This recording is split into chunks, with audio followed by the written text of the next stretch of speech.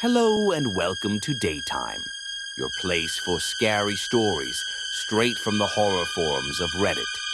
Make sure to like and subscribe for more horror tales of things that go bumping the night. On tonight's episode, a man who suffered from an accident as a teen starts to experience nightmares when he turns to a stranger. So, how did you meet your partner? Because I met a nightmare girl right here on Reddit. When I was in my teens, I was in a car accident. I was on my way home from a friend's house when a car hit me at 40 miles per hour. It wasn't a direct hit, but they slammed me over the side of the road, breaking both my right arm, right leg, and 2 ribs. Hadn't it been for my helmet, I would have cracked my skull open. Still got a nasty concussion though. The rehabilitation was gruesome. I ended up in a deep depression, effectively losing an entire year, while my friends went off to high school. I was hopped up on pain meds and had 3 sessions of physiotherapy per week. I ended up with a chemical imbalance, throwing my mental stability out the window. Everyone thought it was just me being a bit down about the whole recovery, but it was far deeper than that. I was falling behind all my friends and I was feeling left out. It left some permanent scars. Anyone who has suffered from depression knows that you don't get just one symptom. It is all kinds of things, and it varies. One day you can barely get out of bed, another day you just can't stop crying. You can get panic attacks just from getting in the shower. You're just so much more vulnerable, you know? But for me, the worst part was the nightmares. I just couldn't relax, and I'd get these vivid, monstrous nightmares every single night, over and over. They were horrid and gruesome. Being buried alive and having to eat my own body to survive, being at a party, having my eyes keep falling out of my skull, and I had to crawl along the floor hoping no one stepped on them. These kinds of nightmares came to me every day. I grew so accustomed to them that I just stayed up as long as I could at night, instead falling asleep in the middle of the day. My parents thought I'd developed narcolepsy. As I recovered, most symptoms eventually went away. As my body healed and I started getting back into a routine, I improved rapidly. I could play basketball again, I got my social life back, and I started enjoying music like I used to. One by one, my symptoms went away. I no longer considered myself depressed, and my doctor agreed. It took time though, a long, long time. But the nightmares never really went away. I just adapted. Over the years, I got more and more used to waking up in a cold sweat. I started keeping sleep timers that I strictly adhered to, and I abused caffeine in the afternoon on days where the nightmares got the better of me. Over time, I started forgetting what I'd even dreamt. I'd still wake up sweaty or with a heightened pulse, but it would rarely go so far as to wake me up. I'd just get up in the morning with that feeling of unease. But just like any kind of wound or disability, you never really get used to it, but you adapt. But high school made way for the real world eventually. I made my way through a few community college classes and landed an apprenticeship as a plumber. I'd also help out as a bartender on odd weekends. I wasn't living the high life, but I was making do and saving a little bit every now and then. Gotta love small town living. I tried to find ways to deal with my nightmares, but I never really found anything permanent. Painting, writing, even boxing. It was all just temporary release. Over time, I'd adapt to that too, and the nightmares would come back. It made it really difficult for me to have someone stay the night, as I was scared for them to hear me scream or cry in my sleep, something which persisted for my teenage years. Hell, if it is bad enough for the occasional neighbor to complain, I couldn't imagine how bad it'd be for someone that shared my bed. I first started posting on Reddit a few years ago, just to see if there were other people out there who suffered from the same kind of nightmares as I do. I got in contact with a few other people that had also wrestled nightmares on and off for several years, and they had all kinds of advice for me. There was the standard exercise and diet crowd, fine Jesus people, and of course, those who had no advice to begin with and just wanted to hijack the post to talk about themselves. But I got in contact with a few who seemed genuinely interested and had dealt with something similar themselves. They talked about various kinds of medication and long-term treatment, all with the perspective of keeping it manageable. During this time, I was finally starting my job as a plumber. I know it might not sound too exciting, but it was a great relief knowing I would have a steady job for as long as I want. People always need working pipes. That won't change anytime soon. The nightmares were still there, and my screams could get so bad, the neighbors pounded on the walls, yelling at me. I felt for them. I was trying out a few tips from Reddit, mostly relaxation and mindfulness exercises. I was improving for the first time in years, and I was actually starting to feel a bit optimistic. I was getting up earlier in the morning, I had more energy, and I could take on an hour or two of overtime every now and then without falling to pieces. All in all, things were getting better. Then I got in touch with Veronica. She was one of the people who reached out to me on Reddit. She told me she dated a guy with issues similar to what I was describing, and she seemed both eager and sympathetic. I had so many hang-ups about dating someone that it felt nice just to talk openly to someone about it. She talked about waking up to his screams and desperately trying to help. Also, that the nightmares wasn't what broke them up in the end. Him refusing to talk about his issues was, by far, the main offender. But that shouldn't be a problem for you. She wrote. You seem very open about it. I suppose I was, at least online. Over time, we moved on from Reddit to Facebook to texting. It became a daily routine to check in with one another. She was trying to help me understand and normalize my condition, and I was helping her get over a bad breakup. She just seemed like a genuine and caring person. After a few weeks of texting back and forth, we got a bit more open with one another. We realized we just lived about a 30-minute drive apart, and we were both curious about meeting up. We decided on a casual, non-date meetup, just to have a coffee and try out the chemistry. Of course, it wasn't that simple. Veronica was as kind as she was beautiful, and had a smile as warm as her hair was long. Just seeing her across the cafe made me fall in love with her. Then again, maybe I'd been in love all along. That might just have been the first time I admitted it. That coffee turned into a long walk, a dinner, and a couple of glasses of wine. 13 hours later, I was standing outside her door, trying to pry myself away from her company. We just stood there, talking late into the night. I could have stayed there until sunrise, but we decided we'd meet again the next day. So we did. One thing led to another, and we started meeting every weekend. It wasn't long until the talking took a backseat to kissing and more. She was so warm and gentle, every movement deliberate and sensual. Sometimes I'd stay over at her place, sometimes she'd stay over with me. Within a month, I had a spare toothbrush for her in my bathroom. We were more often than not at my place. Hers was a bit impersonal. But it wasn't all roses and sunshine. My nightmares started coming back, with a vengeance. At first, I thought it was because I was excited or exhausted. I tried to explain it away, but it always came back to Veronica. The more time I spent with her, the worse I slept. Still, she was so understanding. She comforted me in the morning. She sat with me when I woke up at night.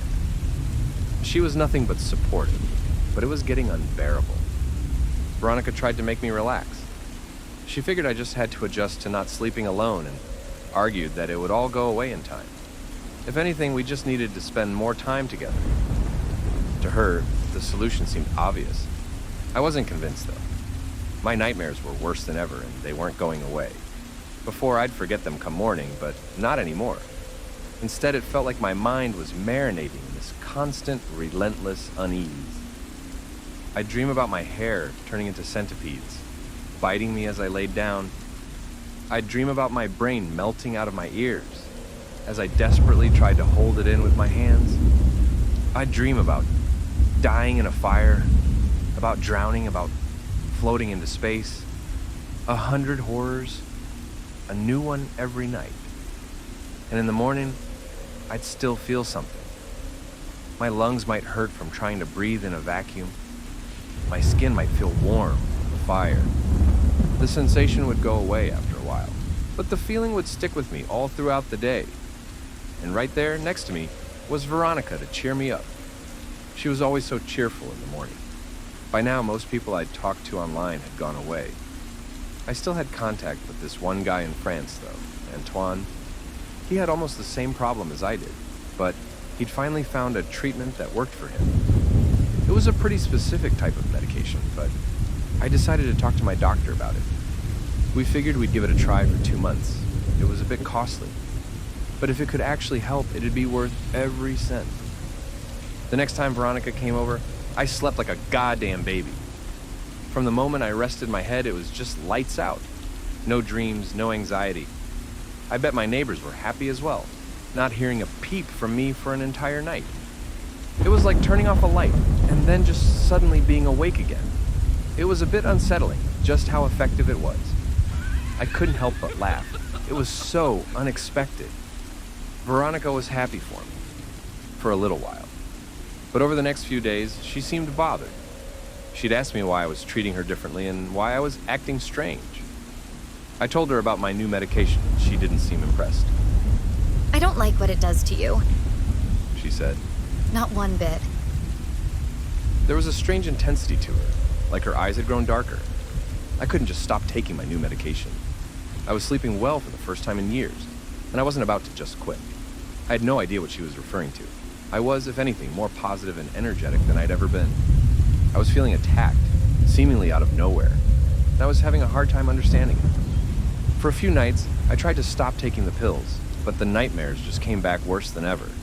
I'd dream about being strangled, waking up 3 or 4 times a night. Again, I'd wake the neighbors. I'd wake from my nightmare, hearing them bang at the walls. Sometimes I wouldn't wake. Instead, I'd dream about being impaled and slowly bleeding to death. All of a sudden, Veronica was back to her usual and caring self. If anything, it was getting a bit eerie. The worse I slept, the happier she'd be. She was nothing but warm towards me for the next few days. She'd practically moved in with me at this point, staying over almost every night. She'd cling to my arm when we went out. She'd give me kisses on the cheek while we were grocery shopping. She'd stroke my hair when we watched Netflix, and she'd be nothing but smiles all day long. But I was exhausted. I was falling asleep at work. I couldn't keep this up. I had to start taking the pills again. It was a Friday night after a desperately long week. We made some hot dogs, I took a shower, and turned in for the night. It was barely 9 p.m. when I finished brushing my teeth. I was standing with the sleeping pill in my hand when I saw Veronica behind me in the bathroom mirror. She was leaning in, her face as stiff as ice. I just stood there, holding the pill, meeting her eyes in the mirror. For a brief moment, I could have sworn they reflected the bathroom light. Are you gonna start taking those pills again? She said as casually as if asking how my day had been.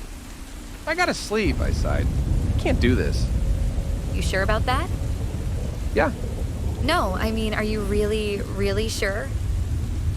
I was having second thoughts. There was an ultimatum dancing in her eyes, and I was too tired for drama. I swallowed the pill dry, and as I turned around to face her, she was already heading out the door. I tried calling and texting her, but there was no response. Instead, I just turned in for the night. I was having trouble keeping my eyes open. That night, I had one of my worst nightmares yet. The pill did nothing. I dreamt I was in this eternal black ocean. My clothes were heavy, weighing me down. I could barely breathe, the waves slapping me left and right. Every other breath, I'd dip beneath the surface. The water was so dark, I couldn't see my own hands. I'd sometimes feel something big brush up against me. At times, something would tug at my legs or arms. Something sharp would poke at me. My flailing hands would poke against slippery surfaces passing by.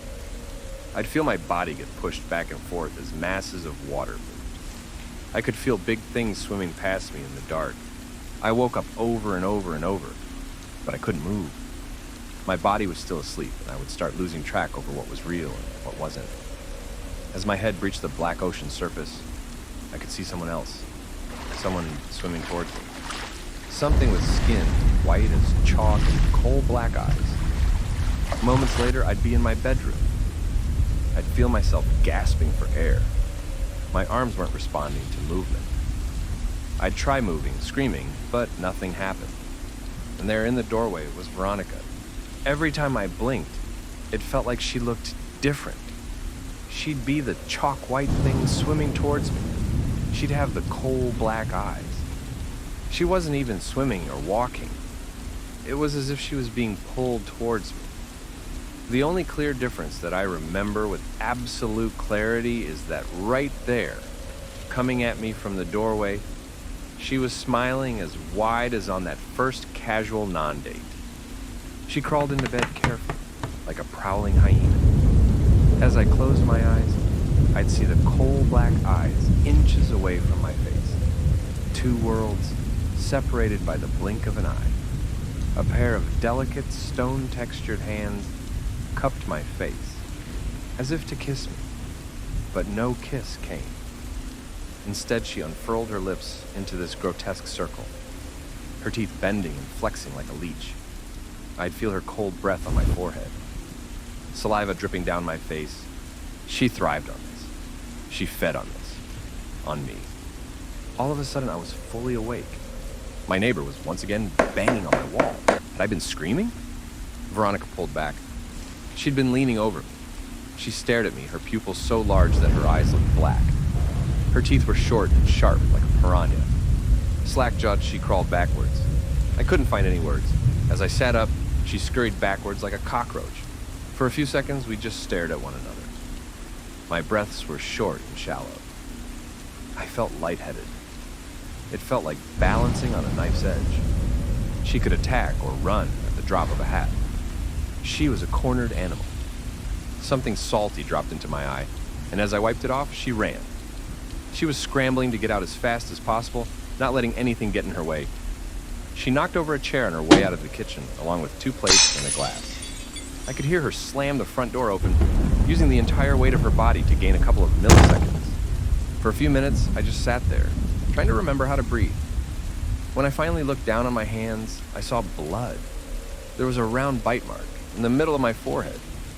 I called the police and reported an assault, leaving out the parts that I couldn't explain. But apparently, Veronica was really difficult to get a hold of.